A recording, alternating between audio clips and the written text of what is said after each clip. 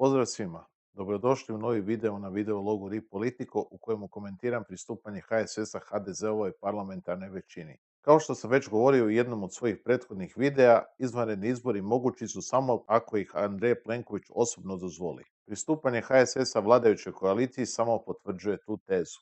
Kad je Krešo Beljak saznao da neće imati zagarantirano mjesto na SDP Možemo listi na idućim parlamentarnim izborima, odlučio se potražiti sreću u drugom kampu i sada radi za firmu zeta pokojnog Gojka Šuška i tvrdi da HDZ s time nema baš nikakve veze.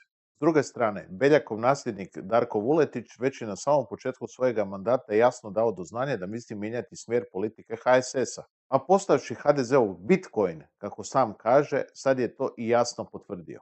Ništa to zapravo ne čudi jer je Beljak godinama pokušavao gurati HSS u lijevo-centrističke koalicije i zbog toga su se u toj stranci nizali unutarstranački obračuni. Evidentno da nakon višestrukih izbornih poraza ni Beljak više nije imao zaleđe da bi i dalje održavao takav umjetni status svoje stranke.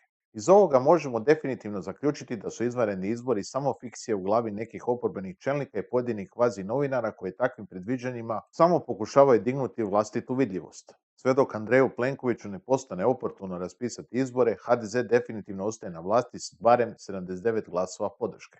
Toliko za danas. Ako vam se sviđa ovaj sadržaj, zapratite RI Politiku na društvenim mrežama, poveznice su u opisu ovog videa. Do idućeg puta, do slušanja.